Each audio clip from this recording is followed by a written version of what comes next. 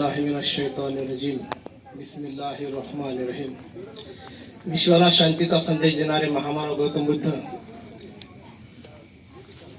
न्याय, समता, स्वतंत्रता, बंधुताच्या आधारावर रयतेचं राज्य निर्माण करण्यासाठी बहुजन प्रतिपादक छत्रपती शिवाजी महाराजांना नेहमी प्रेरणा देणाऱ्या माझे जाऊ 12व्या शतकामध्ये 770 शरणांना अनुभव मंडपाच्या माध्यमातून एकत्रित करून वचन साहित्याच्या माध्यमातून प्रबोधन करणारे महात्मा बसवेश्वरांना, छत्रपती शिवाजी महाराजांना गाथाच्या माध्यमातून प्रबोधन करणारे संत तुकाराम महाराज, विद्याविने मती गेली, मतीविने नीती गेली, नीतीविने गती गेली, गतीविना वित्त गेले, वित्तविना शूद्र खचले, एवढे अनर्थे एका अविद्येने केले व गुलामगिरी ब्राह्मणाचे कसब, सत्सार व शेतकऱ्याचा आसूड हे ग्रंथ मांडणारे क्रांतीसूर्य महात्मा ज्योतिबा फुले। गुलामगिरीच्या चिखलात रुतून बसला काय ऐ अरावत, गुलामगिरीच्या चिखलात रुतून बसला का ऐ अरावत, अंग झटकून निघ बाहेर घे बिन्नीवर धाव, जग बदल घालून घाव, सांगून गेले मद भीमराव, सांगून गेले मद भीमराव हे विचार मांडणारे लोकशाहीर अण्णाभाऊ साठे। वयाच्या 14व्या वर्षी बुद्धभूषण, नायका भेद, नकशिके व सत्सार हे 4 ग्रंथ संस्कृत मध्ये लिहिणारे बहुजन प्रतिपादक छत्रपती संभाजी महाराज। याचबरोबर ज्या ज्या महामानवांनी, ज्या ज्या महापुरुषांनी या देशाच्या विकासासाठी न्याय, समता, स्वतंत्रता आणि बंधुता प्रस्थापित करण्यासाठी अतोनात अशा प्रकारचे प्रयत्न केले, तर त्या सर्व महामानवांना मी सर्वप्रथमता मानाचा मुजरा करतो, त्यांना सलाम करतो। व आज करखिली या गावामध्ये विश्वरत्न महामानव डॉक्टर बाबासाहेब आंबेडकर यांची 131वी जयंती निमित्त जो प्रबोधनाचा कार्यक्रम आयोजित करण्यात आला, त्यामध्ये सकाळीच प्राध्यापक शिवाजीराव मोडे सर यांच्या हस्ते शुभ हस्ते ध्वजारोहणाचा कार्यक्रम झाला व या कार्यक्रमासाठी आपल्या समोर आताच आमचे मार्गदर्शक शिवाजीराव साखरे सर यांनी आपल्या समोर डॉक्टर बाबासाहेब आंबेडकर यांच्याविषयी सविस्तर असं मार्गदर्शन केलं आणि आमच्या तरुणांनी, कामगारांनी, कष्टकऱ्यांनी व सर्व बहुजन समाजाने डॉक्टर बाबासाहेब आंबेडकरांचे विचार कशा माध्यमातून अनुकरण करावे याविषयी सविस्तर अशी माहिती दिली। त्याचबरोबर त्यांचे मनपूर्वक आभार। व या जयंतीनिमित्त विचार मंचावर उपस्थित असणारे आमचे मार्गदर्शक माननीय बालाजी कांबळे सर, राष्ट्रीय किसान मोर्चा व या गावचे सरपंच व विचारपीठावर उपस्थित असणारे सर्व सन्माननीय नागरिक आणि माझ्या समोर बसलेले सर्व सामान्य नागरिक, माझ्या भगिनी महिला, या सर्वांचं मी मनपूर्वक सर्वप्रथमतः अभिनंदन व्यक्त करतो, धन्यवाद देतो। आणि आज डॉक्टर बाबासाहेब आंबेडकर यांची 131वी जयंती मोठ्या आनंदाने, उत्साहाने आपण या करखिली गावामध्ये साजरी करत आहोत। यापूर्वी 3 वर्षापूर्वी देखील मी या गावामध्ये डॉक्टर बाबासाहेब आंबेडकरांच्या जयंतीनिमित्त व्याख्यान दिलेलं आहे। आपण जयंती मोठ्या आनंदाने साजरी करत आहोत आणि करायला पण पाहिजे। मात्र थोडक्यात आपण जयंती नेमकी का साजरी करायची आणि जयंतीचा उद्देश हा काय असतो, हा उद्देश आपण समजून घेणे गरजेचे आहे। कारण कोणत्याही महामानवाने असं सांगितलेलं नाही की आमच्या नावाचा जय जयकार करा। डॉक्टर बाबासाहेब आंबेडकरांनी तर लिखित ठेवलेलं आहे की माझ्या नावाचा जय जयकार करण्यापेक्षा माझे राहिलेले अधुरे कार्य तुम्ही समाजांच्या तळागाळापर्यंत घेऊन जाण्यासाठी प्राणांची देखील पर्वा करू नका, असं घोषवाक्य डॉक्टर बाबासाहेब आंबेडकरांनी लिखित दिलेलं आहे। मग जयंतीचा उद्देश नेमका काय आहे? ज्या महापुरुषांनी, ज्या महामानवांनी या देशाच्या सर्व समाजांच्या, धर्मांच्या लोकांसाठी अतोनात अशा प्रकारचा संघर्ष केला, तुमच्या आमच्यासाठी आपल्या प्राणांची देखील पर्वा केली नाही, तर त्या महापुरुषांचे विचार हे फक्त एका जातीपुरते किंवा एका धर्मापुरते मर्यादित ठेवणे हे खूप मोठा अन्याय आहे। कारण डॉक्टर बाबासाहेब आंबेडकर हे एका जातीचे किंवा एका धर्माचे मुळीच नव्हते। आपण नेहमी ऐकतो डॉक्टर बाबासाहेब आंबेडकरांनी 395 कलमाचं संविधान लिहिलं आणि या संविधानाच्या माध्यमातून या देशातील असणाऱ्या एससी, एसटी, ओबीसी आणि मायनॉरिटी असे मिळून 6,600 जातींच्या लोकांना, बहुजन समाजातील असणाऱ्या सर्व जाती धर्मांच्या लोकांना व उच्चवर्णीयांना देखील या संविधानाच्या माध्यमातून 395 कलमाच्या माध्यमातून मौलिक अधिकार मिळवून दिले. मग डॉक्टर बाबासाहेब आंबेडकर हे एका जातीचे किंवा एका धर्माचे कसे काय होऊ शकतात? हा प्रश्न माझा तुमच्या समोर आहे. कारण तुमच्या समोर मी सांगितलं, महामानव गौतम बुद्धापासून अण्णाभाऊ साठेपर्यंत या सर्व महापुरुषांचा इतिहास जर आपण पाहिला, यांचा पूर्ण अभ्यास जर आपण केला, तर हे एका जातीचे किंवा एका धर्माचे नव्हते, वेगवेगळ्या जाती धर्मांचे होते. मात्र या सर्व महापुरुषांनी एकमेका महापुरुषांची विचारधारा समाजापर्यंत आणण्याचं काम हे केलेलं आहे. अण्णाभाऊ साठेंनी डॉक्टर बाबासाहेब आंबेडकर आपला गुरु मानलेला आहे. जग बदल घालून घाव सांगून गेले मज भीमराव, या वाक्यातून आपल्याला लक्षात येतं डॉक्टर बाबासाहेब आंबेडकर याने जगातील सर्वात जास्त पदव्या घेतल्या. आता साखरे सरांनी आपल्यासमोर सविस्तर सांगितलं. सर्वात जास्त विद्वान व्यक्ती म्हणून डॉक्टर बाबासाहेब आंबेडकरांच्या नावाचा जयघोष फक्त भारतामध्ये नव्हे तर जगामध्ये केला जातो. हे तुमच्या आणि आमच्यासाठी एक प्रेरणा आहे. Symbol of knowledge he degree त्यांना दिली गेलेली आहे, पदवी त्यांना दिली गेलेली आहे.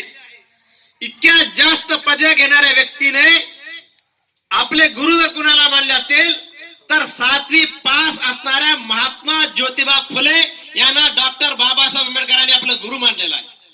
का तर क्रांतीसूर्य महात्मा ज्योतिबा फुले हे जागृत होते. त्यांनी एक शिक्षणाची व्याख्या केलेली आहे, खऱ्याला खरं आणि खोट्याला खोटं तेच खरं शिक्षण. याच शिक्षणाच्या व्याख्येवर आणि क्रांतीसूर्य महात्मा ज्योतिबा फुलेंनी जी 1873 ला सत्यशोधक चळवळ निर्माण केली होती, तर तीच सत्यशोधक चळवळ डॉक्टर बाबासाहेब आंबेडकरांनी संविधानामध्ये अनुकरण केलेलं आहे. आणि महात्मा ज्योतिबा फुलेंनी बहुजन प्रतिपालक छत्रपती शिवाजी महाराजांना आपले गुरु मानलेलं आहे.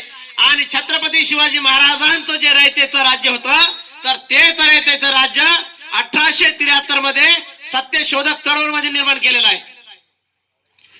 तुकाराम महाराजांच्या ज्या गाथा होत्या, तर त्या गाथांचं अनुकरण छत्रपती शिवाजी महाराजांनी रयतेच्या राज्यामध्ये केलेलं आहे. म्हणजे या ठिकाणी आपण पाहतो, या महापुरुषांनी या देशामध्ये एका जातीपुरतं किंवा एका धर्मापुरतं हे मुळीच काम केलेलं आहे. तर त्याने या देशामधील असणाऱ्या सर्व जाती धर्मांच्या लोकांना, बहुजन समाजांच्या लोकांना, ज्या लोकांमध्ये गुलामी लावलेली आहे, तर त्या लोकांची गुलामी दूर करून अंधश्रद्धा, अंधविश्वास या सगळ्या गोष्टी दूर करून त्या समाजाला गुलामीतून मुक्त करण्याचं काम केलेलं आहे. मात्र आज या महापुरुषांच्या नावाचा वापर केला जातो आणि समाजामध्ये त्यांच्या नावाचा वापर करून त्यांचा चुकीचा इतिहास समाजामध्ये सांगितला जातो आणि देशाला पुन्हा गुलामीकडे घेऊन जाण्याचं काम चालू आहे. माझा प्रश्न आहे तुमच्या समोर, ज्या डॉक्टर बाबासाहेब आंबेडकरांनी या देशामध्ये असणाऱ्या सर्व समाजांच्या धर्मांच्या लोकांना आर्टिकल 395च्या माध्यमातून, संविधानाच्या माध्यमातून गुलामीतून मुक्त केलं आणि संविधान दिलं, तर ते संविधान 9 ऑगस्ट 2018 ला दिल्लीच्या जंतर मंतर मैदानावर जाळलं गेलं. तर त्यावेळेस जे नेते म्हणत होते की आमच्या बाबासाहेबांच्या संविधानाला जर कोणी हात लावला तर त्यांचे हात आम्ही कलम करू, तर त्यावेळेस दिल्लीच्या जंतर मंतर मैदानावर जेव्हा संविधान जाळलं गेलं, तर त्यावेळेस त्यांचे तोंड गप्प का होते? ज्या लोकांना, ज्या नेत्यांना आम्ही निवडून दिलं आणि ते नेते देखील आमच्या डॉक्टर बाबासाहेब आंबेडकरांच्या संविधानानुसार निवडून आले आणि त्यांना राज्यकर्ते आणि नेते बनले, तर ज्यावेळेस संविधान जाळलं गेलं तर त्यावेळेस या नेते का गप्प होते? कारण संविधान हे तुमच्या आमच्यासाठी साधी सोयी गोष्ट नाही. याच संविधानामधून तुम्हाला आणि आम्हाला मौलिक अधिकार दिलेले आहेत, तर ते मौलिक अधिकार कोणीही हिरावून घेऊ शकत नाही. याच संविधानामध्ये बालकांना अधिकार दिलेले आहेत, महिलांना हिंदू कोड बिलाच्या माध्यमातून आर्टिकल 28, आर्टिकल 29, आर्टिकल 30 आणि आर्टिकल 31 नुसार या महिलांना बाबासाहेबांनी मौलिक अधिकार म्हणून दिलेले आहेत. या देशातील असणाऱ्या जेवढे जातींचे आणि जेवढे धर्मांचे लोक आहेत, त्यामध्ये जैन धर्म असेल, बुद्धिस्ट धर्म असेल, लिंगायत धर्म असेल, इस्लाम धर्म असेल, ख्रिश्चन धर्म असेल व शिव धर्म असेल, जेवढे काही धर्म समानतेला मानणारे धर्म आहेत, तर त्या सर्व धर्मांच्या लोकांना या संविधानामध्ये डॉक्टर बाबासाहेब आंबेडकरांनी मौलिक अधिकार दिलेले आहेत. मग त्या डॉक्टर बाबासाहेब आंबेडकरांना एका जातीपुरतं आणि एका धर्मपुरतं का मांडलं जातं? या गोष्टीचा विचार आमच्या देशातील असणाऱ्या सर्व बहुजन समाजाने करणे गरजेचे आहे. आज डॉक्टर बाबासाहेब आंबेडकरांच्या नावाचा वापर केला जातो, महात्मा फुलेंच्या नावाचा वापर केला जातो, बहुजन प्रतिपादक छत्रपती शिवाजी महाराजांच्या नावाचा वापर केला जातो आणि समाजामध्ये भांडण लावण्याचं काम केलं जातं. जसं एकेकाळी छत्रपती शिवाजी महाराज म्हणलं की फक्त हिंदूंचे राजा होते आणि ते मुस्लिम विरोधी होते, असा इतिहास लिहिला गेला आणि महाराष्ट्रामध्येच नव्हे तर भारतामध्ये दंगे आणि मोठमोठ्या अशा प्रकारच्या दंगली घडवल्या गेल्या. मात्र जेव्हा छत्रपती शिवाजी महाराजांचा इतिहास समोर आला तर त्यावेळेस लक्षात आलं की छत्रपती शिवाजी महाराज हे फक्त एका जातीचे आणि धर्माचे नव्हते, तर काळानुसार या महापुरुषांच्या नावाचा जय जयकार फक्त तोंडावर केला जातो आणि त्यांच्या नावाचा वापर करून समाजामध्ये भांडण लावण्याचं काम केलं जातं. आणि या महापुरुषांना एका जातीमध्ये, एका व्यवस्थेमध्ये बांधण्याचं काम या ब्राह्मणी व्यवस्थेच्या माध्यमातून केलं जातं. का केलं जातं? कारण मी स्वतः एक मुस्लिम आहे. आज देशामध्ये या मीडियाच्या माध्यमातून, प्रचार प्रसाराच्या माध्यमातून कोणती समस्या दाखवली जाते? आज देशामध्ये हिंदू आणि मुस्लिमची समस्या मोठी समस्या आहे असं दाखवलं जातं मीडियाच्या माध्यमातून. मात्र देशामध्ये हिंदू आणि मुस्लिमची समस्या ही कधीही नव्हती आणि भविष्यामध्ये देखील राहणार नाही. माझा प्रश्न आहे तुमच्यासाठी, जेव्हा या देशामध्ये मुस्लिम नव्हते तर त्यावेळेस या देशामध्ये कोणत्या समस्या होत्या? भारतामध्ये इस्लाम येण्यापूर्वी कोणत्या समस्या होत्या? या एससी, एसटी, ओबीसी आणि बहुजनांच्या लोकांना हजारो वर्षापासून गुलाम करण्याचं काम मुसलमानाने किंवा इस्लाम धर्माने केलेलं नाही. हा इतिहास तुम्हाला आणि आम्हाला समजणे गरजेचं आहे. या देशामध्ये, या भारतामध्ये वर्ण व्यवस्था ब्राह्मण, क्षत्रिय, वैश्य आणि शूद्र ही वर्ण व्यवस्था मुसलमानांनी आणलेली नाही. महिलांना गुलाम करण्याची व्यवस्था, महिलांना दास करण्याची व्यवस्था मुसलमानांनी या देशामध्ये आणलेली नाही. उच्च नीचता मुसलमानांनी आणलेली नाही. जाती व्यवस्था मुसलमानांनी आणलेली नाही. बालविवाह मुसलमानांनी आणलेला नाही. बालिका हत्या, सती प्रथा, जरटकुमारी विवाह, केशवपण या व्यवस्था, या प्रथा या देशामध्ये मुसलमानांनी आणलेल्या नाही. इस्लाम मध्ये, इस्लामच्या कुराण मध्ये असं स्पष्ट दिलेलं आहे, तो व्यक्ती मुसलमान होऊ शकत नाही. तो व्यक्ती कदापि मुसलमान होऊ शकत नाही ज्याचा शेजारी उपाशी असेल आणि तो जर पोट भरून जेवण करत असेल तर तो स्वतःला मुस्लिम म्हणून घेऊ शकत नाही. हा पूर्ण इतिहास आमचे मार्गदर्शक बालाजी कांबळे सरांनी वाचलेला आहे. कुराणाचं भाषांतर त्यांनी केलेलं आहे, ते सविस्तर नंतर सांगतील. तर या प्रथा देशामध्ये मुसलमानांनी आणलेल्या नाहीत. आणि महामानव गौतम बुद्धापासून अण्णाभाऊ साठेपर्यंत ज्या ज्या महामानवांनी न्याय, समता, स्वतंत्रता आणि बंधुता प्रस्थापित करण्यासाठी अतोनात अशा प्रकारचा प्रयत्न केला, मात्र त्या महापुरुषांच्या हत्या झाल्या तर या महापुरुषांच्या हत्या एकाही मुसलमानाने केलेला इतिहास नाही. या महापुरुषांच्या हत्या करण्यामध्ये ब्राह्मणवादी व्यवस्था आहे. डॉक्टर बाबासाहेब आंबेडकरांची देखील हत्या झालेली आहे. हा इतिहास आमच्या समोर आलेला नाही. त्या इतिहासात मी जाणार नाही, कारण मला वेळेची मर्यादा आहे. म्हणून आपण जयंतीचा मूळ उद्देश काय आहे? या देशामध्ये या महापुरुषांनी फक्त एका जातीपुरतं काम केलेलं आहे का, एका धर्मापुरतं काम केलेलं आहे का, हा इतिहास तुम्हाला आणि आम्हाला समजून घेणं गरजेचं आहे. या देशामध्ये डॉक्टर बाबासाहेब आंबेडकरांनी लिहून ठेवलेलं आहे की मी मुसलमानांचे उपकार कधीही विसरू शकत नाही. का असं लिहून ठेवलेलं आहे डॉक्टर बाबासाहेब आंबेडकरांनी? म्हटलं तुम्हाला संविधान सभेची दारं, खिडक्या आणि वरून खिडक्यातून येणारे जे पाझर असतं ते देखील आम्ही तुमच्यासाठी बंद करू असं सांगितलेलं होतं.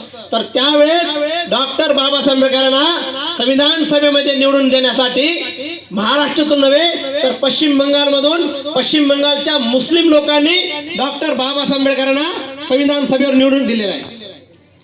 ज्या वेळेस 14 तळ्याचा सत्याग्रह होता, त्यावेळेस 14 तळ्याचा सत्याग्रह करत असताना डॉक्टर बाबासाहेब आंबेडकरांचे मित्र गफ्फार मुन्शी बेग यांनी आपली संपूर्ण जमीन ही डॉक्टर बाबासाहेब आंबेडकरांना आंदोलन करण्यासाठी दिलेली आहे. काय होता 14 तळ्याचा सत्याग्रह तुम्हाला माहित आहे. त्या 14 तळ्याच्या सत्याग्रहामध्ये त्या ठिकाणी जनावरांना, कुत्र्यांना, डुकरांना, मांजरांना, जनावरांना त्या ठिकाणी पाणी पिण्याची व्यवस्था होती. मात्र आमच्या असणाऱ्या दीनदलित या लोकांना त्या ठिकाणी जाण्यासाठी परवानगी नव्हती. म्हणजे माणसाला जनावराप्रमाणे वागणूक होती आणि जनावराला देवाप्रमाणे वागणूक होती. ही व्यवस्था उखडून करण्याचं काम विश्वरत्न, भारतरत्न डॉक्टर बाबासाहेब आंबेडकरांनी केलेलं आहे. 14 तळ्याचा सत्याग्रह केला, तुम्हाला आम्हाला हक्क मिळून दिला. त्या 14 तळ्याचा सत्याग्रहाचा एक घुट पाणी देखील डॉक्टर बाबासाहेब आंबेडकरांनी पिलेलं नाही. तर इतिहास वाचा. फक्त आपण 14 एप्रिल आला, फक्त बाबासाहेबांची जयंती आली की वर्षातून एकदा फक्त त्यांची जयंती ही मोठ्या उत्साहाने साजरा करून वर्षभर आपल्याला गायब व्हायचं नाही. यांची जयंती नाचून साजरी करण्यापेक्षा यांची जयंती आपल्याला वाचून साजरी करायची आहे. या महापुरुषाला डोक्यावर घेऊन नाचण्यापेक्षा यांना डोक्यामध्ये घ्यायचं आहे. हाच खरा जयंतीचा उद्देश आहे. कारण यांनी सांगितलेलं आहे या देशामध्ये जी व्यवस्था आहे तर ती व्यवस्था जर बदलून टाकायची असेल आणि या देशामध्ये न्याय, समता, स्वतंत्रता, बंधुता प्रस्थापित जर करायची असेल तर तुम्हाला आम्हाला हे संविधानाच्या माध्यमातून दिलेलं आहे. संविधानामध्ये सर्वांना मौलिक अधिकार दिलेले आहेत. त्याचं अनुकरण करणं गरजेचे आहे. संविधान जर आम्हाला समजलं नाही तर आम्ही डॉक्टर बाबासाहेब आंबेडकरांच्या विचारांना समजू शकत नाही. का? कारण डॉक्टर बाबासाहेब आंबेडकर एक व्यक्ती नाही, डॉक्टर बाबासाहेब आंबेडकर एक विचार आहेत आणि ते विचार फक्त महाराष्ट्रापुरते किंवा भारतापुरते नव्हे तर जागतिक स्तरावरचे विचार आहेत. हा इतिहास आम्हाला समजून घेणे गरजेचे आहे. आपल्यामध्ये या व्यवस्थेच्या माध्यमातून, राजकारत्याच्या माध्यमातून तुमच्या आणि आमच्यामध्ये भांडणं लावण्यासाठी वेगवेगळ्या अशा प्रकारची स्टेटमेंट दिली जात असतात आणि आमचा बहुजन समाज आपापसामध्ये भांडणं करत असतो, आपापसामध्ये भांडून घेत असतो. मात्र ही भांडणं का लावली जातात आणि कोणाकडून लावली जातात याचा इतिहास तुम्ही आणि समजून घेणं गरजेचं आहे. बहुजनामध्ये आपसामध्ये भांडणं लावली जातात आणि त्यांना एखादा मुद्दा दिला जातो आणि त्या मुद्द्यावर आपले लोक आपसामध्ये लढत बसतात आणि तिकडे विधायिका, न्यायपालिका, कार्यपालिका आणि मीडिया हे 4 देशाचे जे आधारस्तंभ आहेत, या 4 आधारस्तंभावर आमचा बहुजन समाज पोहोचू शकत नाही. एससी नाही, एसटी नाही, ओबीसी नाही, मराठा नाही, लिंगायत नाही. 6,600 जातींचे लोक आहेत. एसटी मध्ये 1740 जाती आहेत, एसटी मध्ये 750 जाती आहेत, ओबीसी मध्ये 3443 जाती आहेत आणि मायनॉरिटी मध्ये वेगवेगळे धर्म आहेत. हे आपापसामध्ये एक दुसऱ्याला भांडून घेतात आणि या 4 आधारस्तंभावर ब्राह्मणवादी व्यवस्थेचा कब्जा निर्माण होतो. हा कब्जा तुमच्या आणि आमच्या लोकांच्या लक्षात येऊ नये म्हणून देशामध्ये हिंदू आणि मुस्लिम, हिंदू आणि मुस्लिम, हिंदू आणि मुस्लिम हे वातावरण तयार केलं जातं आणि आमच्या देशामध्ये असणाऱ्या बहुजनांच्या डोक्यामध्ये मुसलमान हे आतंकवादी आहेत, मुसलमान हे आपले शत्रू आहेत, अशा प्रकारची परिस्थिती निर्माण केली जाते. मात्र आम्ही या महापुरुषांना खरं समजलं नाही, या महापुरुषांचा इतिहास वाचला नाही म्हणून आम्ही त्यांच्या या षडयंत्रामध्ये सामील होतो. ज्या वेळेस या महापुरुषांना तुम्हाला आणि आम्हाला हक्क अधिकार देण्यासाठी हे महापुरुष लढत होते तर त्यावेळेस या महापुरुषांना मुस्लिम लोकांनी, या देशातील मुस्लिम लोकांनी हे डॉक्टर बाबासाहेब आंबेडकरांना व इतर महापुरुषांना अतोनात अशा प्रकारची साथ दिलेली आहे. इंग्लंडमध्ये जेव्हा राऊंड टेबल कॉन्फरन्स भरली गेली 1930 मध्ये, 1931 मध्ये आणि 1932 मध्ये 3 वर्ष राऊंड टेबल कॉन्फरन्स होती. तर त्या राऊंड टेबल कॉन्फरन्स मध्ये डॉक्टर बाबासाहेब आंबेडकर बोलू नयेत, त्यांना बोलण्याची संधी देण्यात येऊ नये यासाठी या व्यवस्थेने, ब्राह्मणी व्यवस्थेने मोठे षडयंत्र असले. मात्र त्यावेळेस 1930च्या गोलमेज परिषदेमध्ये डॉक्टर बाबासाहेब आंबेडकरांना सर्वात जास्त साथ कोणी दिली? मौलाना शौकत अली, मोहम्मद जव्हर अली व त्यांचे असणारे इतर शिष्टमंडळ याने डॉक्टर बाबासाहेब आंबेडकरांना इंग्लंडमध्ये गोलमेज परिषदेमध्ये या देशातील मूल निवासी मुस्लिम समाजाने साथ दिलेली आहे. ज्या वेळेस गांधीजींच्या वतीने डॉक्टर बाबासाहेब आंबेडकरांना साथ देऊ नका असा एक प्रस्ताव त्या मुस्लिम लीग समोर सादर केला गेला तर त्यावेळेस मौलाना शौकत अलीने सांगितलं, कुठं सांगितलं? इंग्लंडमध्ये सांगितलं, हमारा इस्लाम, हमारा कुरान हक का साथ देता है, मजलूमों का साथ देता है, जो झूठ है उसका साथ कभी नहीं देता और जो सच है उसका साथ देता है. और डॉक्टर बाबा साहब अम्बेडकर अपने हजारों अनुयायी के लिए, अपने समाज के लिए, अपने बहुजन समाज के लिए न्याय अधिकार, हक अधिकार के लिए लड़ रहे हैं और उनकी जो डिमांड है वो डिमांड करेक्ट है, सही है. इसलिए हम हमारे कुरान के आदेश के अनुसार हम डॉक्टर बाबा साहब अम्बेडकर का साथ देंगे. मात्र आम्हाला हा इतिहास सांगितला जात नाही, त्या गोष्टी आम्हाला सांगितल्या जात नाही म्हणून आम्हाला डॉक्टर बाबासाहेब आंबेडकरांनी जे ग्रंथ लिहिले आहेत, त्यांचे जे साहित्य आहे तर ते साहित्य आपण वाचणे गरजेचे आहे, त्यांचा इतिहास आपण वाचणे गरजेचे आहे. जोपर्यंत आपण यांचा इतिहास वाचत नाही, आपल्या महापुरुषांचा इतिहास वाचत नाही, तोपर्यंत यांचा जो इतिहास आहे, यांचे जे कार्य आहे तर ते कार्य कधीही समजून घेऊ शकत नाही. कारण विश्वरत्न डॉक्टर बाबासाहेब आंबेडकर स्वतः म्हणतात, जो समाज आपला इतिहास जाणू शकत नाही तो समाज कधीही इतिहास घडवू शकत नाही. म्हणून साथियो, वेळ जास्त झालेला आहे आणि बरेच जण बोलणारे आहेत म्हणून तुम्हाला जाता जाता सांगतो की आम्ही आमच्या या महापुरुषांना नाचून जयंती साजरी करण्यापेक्षा आम्ही वाचून जयंती साजरी करूयात. यांचे विचार डोक्यावर घेण्यापेक्षा आपण यांचे विचार डोक्यामध्ये घेऊयात. त्यांचे बरेच ग्रंथ आहेत आणि यांचा जो खरा इतिहास आहे तर तो इतिहास आपण जाणून घेऊयात. राजकारण्यांच्या वतीने, या व्यवस्थेच्या वतीने कोणतेही अशा प्रकारचे स्टेटमेंट जरी दिले गेले तर त्यावर आपण विचार करायचा नाही. आपण आपल्या महापुरुषांना समजून घ्यायचं आहे आणि त्यांचे विचार अंगीकारायचे आहेत आणि ते विचार फक्त आपल्यामध्ये ठेवायचे नाहीत. आमचा रमजानचा महिना आहे, रोजाचा महिना आहे, मला त्याच्यासाठी उशीर झालाय. मात्र डॉक्टर बाबासाहेब आंबेडकरांची जयंती आहे आणि करखिलीमध्ये मला बोलायचं आहे तर तो जो अवसर आहे, ती जी संधी आहे तर ती संधी मी गमावू शकणार नव्हतो आणि मला इथं येऊन 2 शब्द जर काय बोलायचे होते म्हणून मी इथे या ठिकाणी आलेलो आहे. म्हणून साथियो, आपण सर्वांनी या महापुरुषांना समजून घेऊयात, त्यांचे विचार समजूयात आणि या राजकारणाच्या वतीने, या व्यवस्थेच्या वतीने ज्या प्रकारची स्टेटमेंट दिली जात आहेत तर त्यावर तुम्ही आणि आम्ही विचार करायचा नाही. आम्हाला खरं काय आहे आणि खोटं काय आहे ते आम्हाला समजून घ्यायचं आहे. जसं आताच उदाहरण जाता सांगतो, जसं आता मीडियावर एक प्रकार चालू आहे. का सांगतो मी? कारण देशामध्ये हिंदू आणि मुस्लिम, हिंदू आणि मुस्लिम, हिंदू आणि मुस्लिम अशा प्रकारची परिस्थिती तयार करून पुन्हा एकदा संविधान विरोधी कार्य तयार केलं जात आहे. संविधान आमच्यासाठी फायद्याचं नाही असं तयार केलं जात आहे आणि संविधानाच्या विरोधामध्ये कार्य केलं जात आहे. त्यासाठी सांगायला लागलो मी.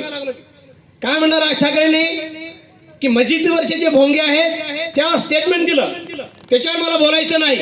परंतु भोंग्याबद्दल बोलण्याच्या आधी आमच्या महापुरुषांना थोडं समजून घ्यायचं.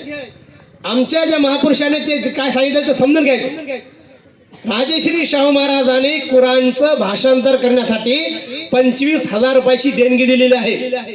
दुसऱ्या कोणत्याही धर्मग्रंथाचं भाषांतर करण्यासाठी दिलेले नाही. मात्र कुराणचं भाषांतर करण्यासाठी त्यावेळेस राजश्री शाहू महाराजांनी 25,000 ची देणगी दिलेली आहे. का दिली असेल याचा विचार तुम्ही आणि आम्ही करायचा. बहुजन प्रतिपादक छत्रपती शिवाजी महाराज स्वतः GR काढले. काय GR काढले त्याने? कुराण हा ईश्वरी ग्रंथ आहे, कुराण हा आसमानी ग्रंथ आहे, तो कोण्या मानवाने लिहिलेला ग्रंथ नाही. हा बहुजन प्रतिपादक छत्रपती शिवाजी महाराजांचा स्टेटमेंट आहे. ज्या ज्या ठिकाणी बहुजन प्रतिपादक छत्रपती शिवाजी महाराजांनी किल्ले बांधले तर त्या ठिकाणी छत्रपती शिवाजी महाराजांनी मस्जिदी बांधलेल्या आहेत. आणि आपल्या सैन्याला काय झालं, तुम्हाला जर युद्धाच्या प्रसंगामध्ये जर कुठं कुराण दिसला तर त्याला इज्जतीने मस्जिद मध्ये नेऊन ठेवा, हे आदेश छत्रपती शिवाजी महाराजांनी दिलेले आहेत. तुम्ही जर आमच्या महापुरुषांचं नाव घेता आणि या महापुरुषांच्या नावाने तुम्ही समाजामध्ये दंगली पेटवण्याचं काम करता, समाजामध्ये जर भांडण लावण्याचं काम करत असाल तर आम्ही आमच्या महापुरुषांचे विचार सामान्य लोकांपर्यंत पोहोचण्याचं काम करू. आणि आमचा समाज आता तुमच्या या बोलण्यावर विश्वास ठेवणार नाही. म्हणून साथियो, या महापुरुषांना आपण समजून घेणे गरजेचे आहे. आणि यांची जे स्टेटमेंट आहे यावर आपण प्रतिक्रिया न देता आपण आपल्या महापुरुषांची विचारधारा समाजापर्यंत घेऊन जाऊयात. आणि त्यासाठी मी खरोखरच या करखिली गावाचे असणारे, या जयंतीचे असणारे कमिटी, सरपंच साहेब, प्राध्यापक शिवाजी मुळे सर व त्यांचे असणारे सर्व सहकारी, या गावाचे पदाधिकारी ज्यांनी हा प्रबोधनाचा कार्यक्रम आयोजित केला त्यांना मी मनातून, हृदयातून खूप खूप धन्यवाद देतो, आभार देतो. कारण जयंती ही खरी जयंती आहे. आमच्या महापुरुषांचे विचार आमच्या लोकांपर्यंत पोहोचणे गरजेचे आहे. तर हीच त्यांचा खरा जयंतीचा उद्देश त्यांनी सांगितलेला आहे. म्हणून आपण सर्वांनी या जयंतीचा उद्देश समजून घेऊया आणि यांचे पुस्तकं, यांचे ग्रंथ, यांचे काव्य हे सर्व समाजापर्यंत पोहोचूयात. त्यांचे विचार सामान्य लोकांपर्यंत घेऊन जाऊयात. कारण त्यांचे विचार जोपर्यंत घेऊन जाणार नाही तोपर्यंत या लोकांना आमच्या महापुरुषाची ओळख होणार नाही. एवढे बोलतो. आणि पुन्हा एकदा या गावातल्या असणाऱ्या सर्व नागरिकांची आणि माझ्या भगिनी महिलांची, विद्यार्थ्यांची, मंचावर उपस्थित सर्व नागरिकांची, त्या सर्वांची खूप खूप अभिनंदन घेतो, धन्यवाद देतो. त्यांनी माझे 2 शब्द ऐकून घेतले आणि पुन्हा एकदा धन्यवाद देतो. आणि पुन्हा एकदा आपण सर्वांना आज डॉक्टर बाबासाहेब आंबेडकर यांच्या जयंतीनिमित्त पुन्हा एकदा खूप खूप शुभेच्छा देतो. धन्यवाद. जय जिजाऊ, जय भारत, जय संविधान, जय मूल्य.